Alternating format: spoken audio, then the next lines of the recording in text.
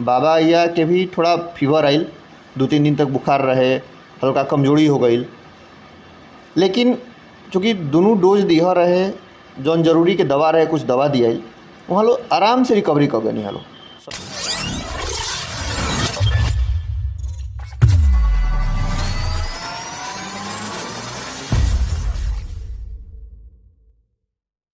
आज जहाँ चारों तरफ सिर्फ और सिर्फ कोरोना के बातचीत हो रहा बा कि फलाना जगह कोरोना बढ़ गई तो कोरोना घटे लागल बा, कोरोना से इतना डेथ हो गई, तो गंगा जी में लाश के लरी नहीं खे टूटत, शमशान घाट में फूके खातिर जगह नहीं खे मिलत। ओ घड़ी में मैच बॉक्स एगो मुहिम चला रहा बा। ये मुहिम बाटे कोरोना पॉजिटिव से नेगेटिव भइल लोग से बातचीत करे के। यही क्रम में आज हम पहुँचल बनी सिवान जिला के दक्षिणांचल में स्थित रघुनाथपुर के लगे एगो गाँव बा, सुल्तानपुर के नाम से जानल जाला। यहाँ हमरा पता चलल है कि एगो परिवार में 6 लोग कोरोना पॉजिटिव भई रहे। हालांकि नेगेटिव भइला लगभग 15 दिन हो चुकल बा।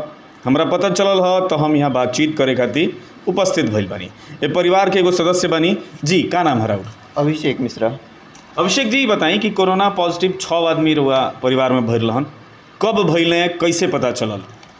सबसे पहले तो रुआ टीम के सकारात्मक मुहिम के हमार बहुत बहुत आभार बा, धन्यवाद भी बा रुआ पूरा टीम के कि रोल इतना अच्छा इस समय मुहिम चलावता। नहीं लो जब सारा तरफ से सिर्फ निगेटिव समाचार होता जी, चारों तरफ के जो भी लोग बा वो न्यूज़ चैनल देख करके जहाँ भी बा सारा चीज़ निगेटिव किया होता। जिससे रुआ शुरू में बताई नहीं है कोरोना से एगो बात सब शुरू करे से पहले हम एक लाइन कहे के चाहें, ये एगो ऐसा विषय बा कि एकरा से ना डराए के जरूरत बा आ ना भोजपुरी में कहा जाता ढीठ होके के जरूरत बा।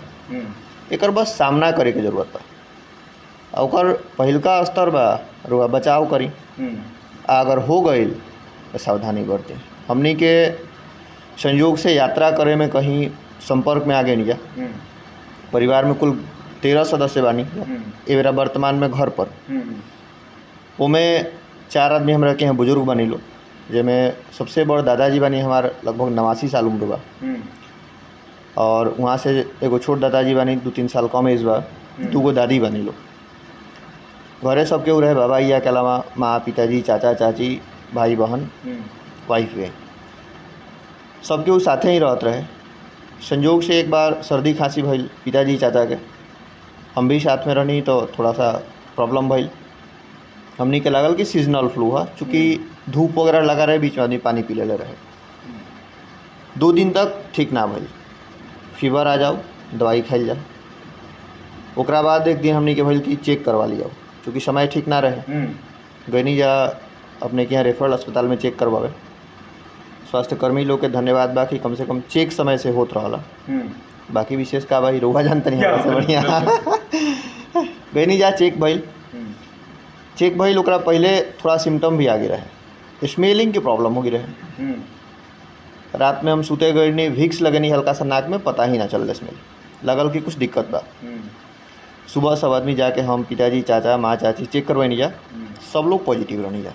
अच्छा, लेकिन एगो माइंड मेकअप हो गई रहे कि पॉजिटिव भी होके तो निकल जाए के बाद। पॉजिटिव भइला के बाद वो या कुछ सरकारी दवा मिलल, कुछ डॉक्टर से परामर्श लेकर के टेली कम्युनिकेशन के माध्यम से, मतलब बाहर से ही फ़ोन पर बात करके कुछ दवा जरूरी जो रहे कुछ पता करनी जा, पता करके हमने के रेगुलर दवा लेहल शुरू करनी जा। तो घर में भी चूँकि 2 हिस्सा बा, एगो बंगला में जहाँ भी बैठल बनी जा, एगो पारंपरिक घर बा जहाँ सब केहू परिवार के संगे रहेला।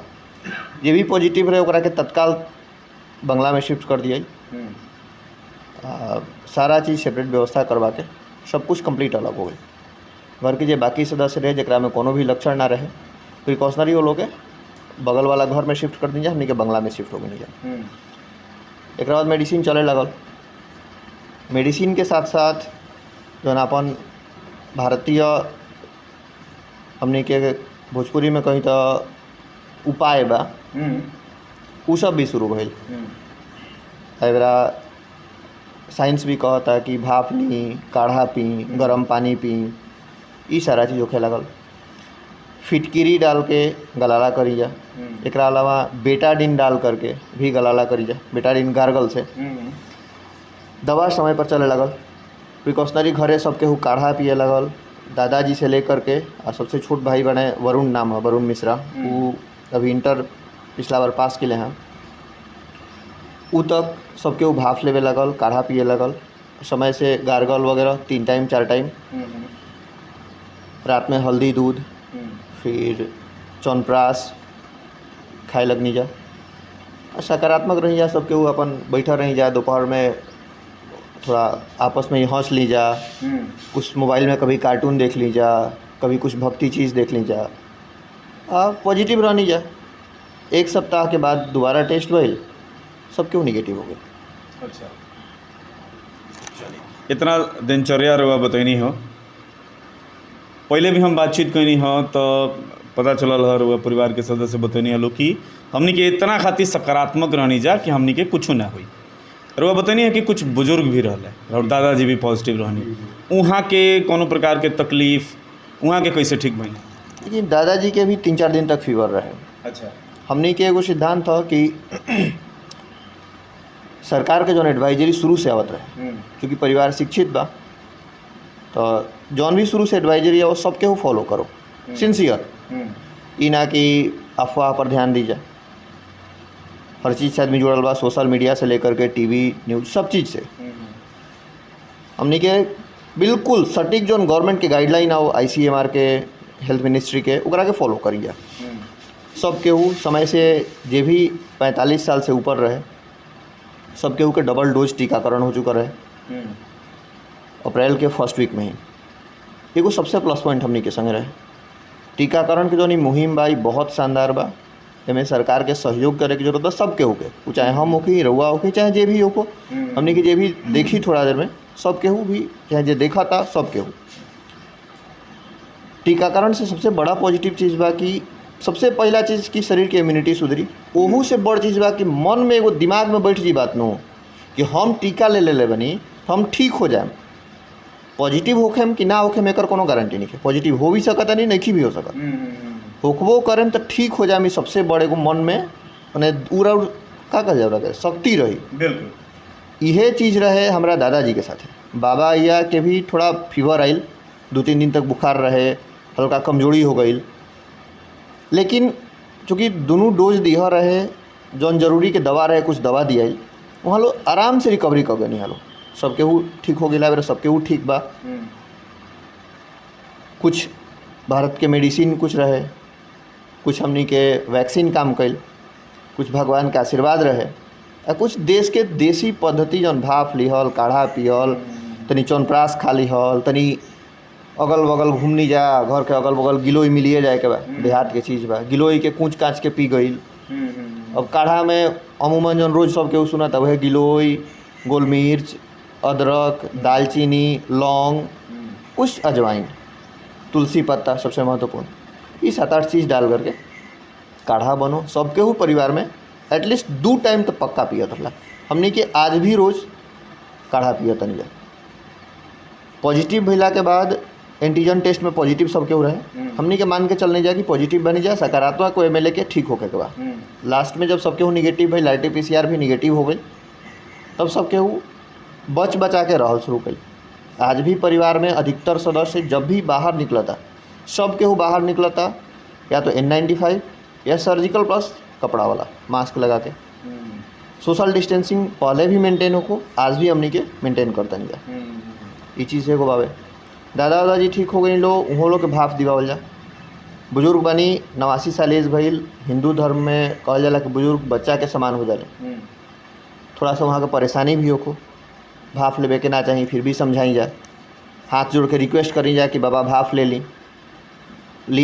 हमने के दिखाई जा लेके दूर से ही जे पॉजिटिव रहे वो वहाँ लोग के लगे ना जाओ, जे भी बाबा बा दादी बनी वहाँ के केहू लगे ना जाओ। जे सदस्य निगेटिव रहे वही लोग से कहा करवा लो, बताई लो, हमने के बस दूर से बता दीजिए कॉल लेवे के बाद। घर में जितना दिन पॉजिटिव रहे सब केहू घर में भी डबल मास्क यूज़ कर, परमानेंट डबल मास्क सब केहू घर यूज़ किला। अभी घर में सिंगल मास्क यूज़ होता, सब केहू घर में, बाहर निकलना पर डबल मास्क। बिल्कुल। और कमाल बाटे इंजेक्शन के कि बुजुर्ग भइला के बाद भी वहाँ के कोनो प्रकार के दिक्कत ना भइल। समाज के लोग, आसपास के लोग जब सुनल कि कोरोना हो गईल बा, वो फैमिली में 6 आदमी के, कैसन रिस्पांस रहे आसपास के लोग के? देखिए, समाज के लोग के जहाँ तक रिस्पांस रहे, भेदभाव ना भइल। जे भी जानल, आस पड़ोस में जे भी जानल, सबके ईमानदारी से कहल कि जौन भी दवा की ज़रूरत हुई, जब भी आवश्यकता पड़ी, रात दिन कभी भी इन्फॉर्म करिए लोग, हमनी के साथे रहें जा। कुछ लोग आइल भी मिले, माने दूर से ही, करीब 25-30 फीट दूर से, एक फॉर्मल मास्क दोनों तरफ से लगा के बातचीत भी भइल। लोग हौसला भी दिहल कि ना से सबके ऊ ठीक हो जाता, सबके ऊ ठीक हो जाए, ध्यान रखे के ज़रूरत बा। आस पड़ोस के लोग अच्छा कोऑपरेट कल, बहुत अच्छा कोऑपरेट कल। हमनी के भी अधिकतम प्रयास करनी जा कि केहू से ना मिलल जा, ना केहू के संक्रमित कल जा। बिल्कुल बिल्कुल। ICMR के गाइडलाइन से बहुत पहले से भी, जे भी हमारा घर के सदस्य बाहर निकलो, डबल मास्क लगाओ। पिछला साल भी कोरोना में जब पजुआर वगैरह हमने के एरिया बहुत ज़्यादा इफेक्टेड रहे, ओहू बेरा डबल मास्क लगा के ही हमने के निकली जा। ऐसे ही मन में रहे कि सिंगल मास्क पतला बा, तब भी डबल मास्क लागू, संजोग से गाइडलाइन में भी डबल मास्क आ गई। लेकिन पॉजिटिव कहाँ से बनी जा, बहुत पता ना चल पाओ, पते ना चल कहाँ से पॉजिटिव हो गई नहीं जा।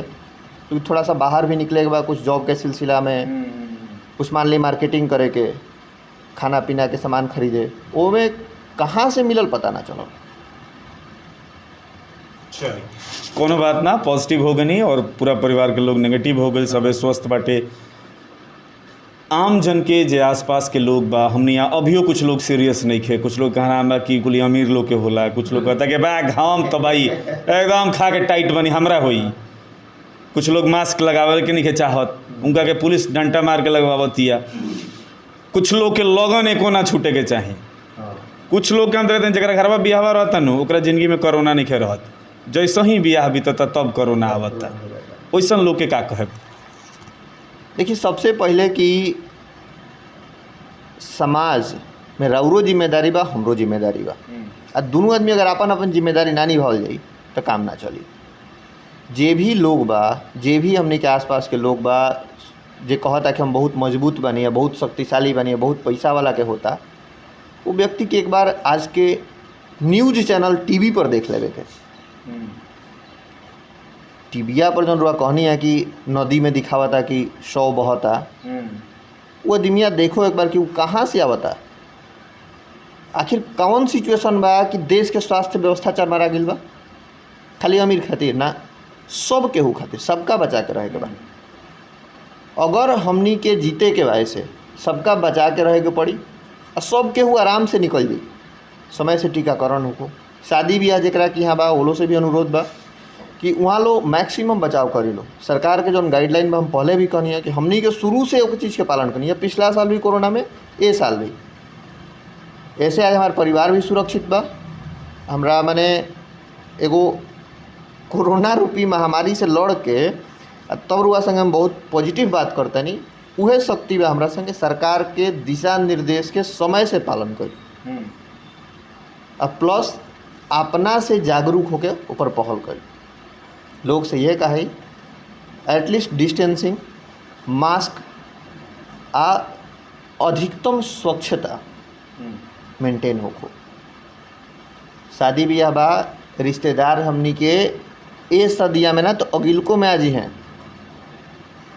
ऐसे शादी ब्याह सबके उ ढंग से करो, लेकिन जौन गाइडलाइन बा ओकरा तहत, सरकार के गाइडलाइन के हर संभव पालन होखो। लोग बैंक भी जाता, बैंक में भी मेरा जाई देखी बिना मास्क के ही लोग चल जाता। कुछ कहीं तो लोग कहता कि ए हमरा कुछ ना हुई, ये गलत बात बा। मास्क लगावे के चाहिए, जे भी बाहर जाता मास्क लगावे के चाहिए। बाहर से लोग जाता, पूरी रुआ कहनी है कि लोग के ना छूटो। एक साले पूरी छूट जाई नू तो अगला साले खाए के मिली। ये साले ढेर पूड़िया खा लिए नू तो कहीं अपने पूरी दूसरा के ओके खियावे के पड़ जाई। तो ऐसे बचा के तरह सबका जरूरी बा, और रहूँ के चाहिए। आग्रह रही लोग से भी कि बचा के रही सबके हो। चलिए, बिल्कुल आग्रह रही कि लोग से कि बचा के रही, और वह समय देहनी और वो अपन अनुभव साझा करनी। एक खातिर बहुत बहुत धन्यवाद। एक चीज़ और कहे के चाहें जी कि पॉजिटिव निगेटिव के कब हो जी केहू नहीं जानत। पॉजिटिव भेला पर भरसक सब केहू प्रयास करो कि ओह आदमी से जे पॉजिटिव बा वो खुद पहल करो कि हमरा से दूसरा के ना होखो। ए खातिर वो आदमी घर से बाहर मत निकलो। वो व्यक्ति के सदस्य जे भी घर के बा, घर से अगर बाहर निकले के पड़ता कोनो आवश्यकता से, तो एटलीस्ट डबल या ट्रिपल मास्क यूज़ करके निकलो। ऐसे बाहर दूसरा के संक्रमण ना हुई। जे संक्रमित नहीं है वो प्रयास करो कि संक्रमण ना फैलो, और जे बा वो प्रयास करो कि हम केहू के दी ना। ऐसे रउआ एगो समाज के प्रति अपन जिम्मेदारी निभाएं। जे संक्रमित बा घर में रहता वो प्रयास करो घर के जौन भी वेस्टेज निकलता, वेस्टेज की आदत जला दिया या ऐसा जगह डिस्पोज कर जाओ जहाँ से केहू दूसरा के संक्रमण के डर ना रहो। ये एगो चीज़ सब केहू ध्यान रखो। एमें दुइये गो पहलू बा। जेकरा होता वो प्रयास करो कि हम केहू दूसरा के ना दी, आ जे बचल बा वो प्रयास करो कि केहू के यहाँ से ले ना आए। तो जेकरा हो गइल बा वो चाही तो दूसरा के ना दी, लेकिन जे बाँचल बा ओकरा बारे में थोड़ा सा मुश्किल बा कहल कि कहीं से हो सकता। फिर भी सावधानी रखे के बा, टीका समय से ले लेवे के बा, आप बचाव करके रहल जाई।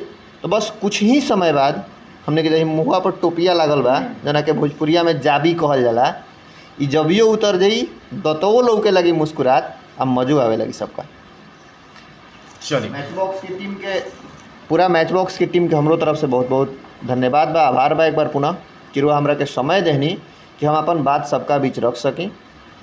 अच्छा लागल और मुहिम के हमार पूरा समर्थन रही। जहाँ तक हम संभव हुई सहयोग भी करें और लोग से फिर आग्रह करें कि खुदहू बाँची और दूसरों के बचाई।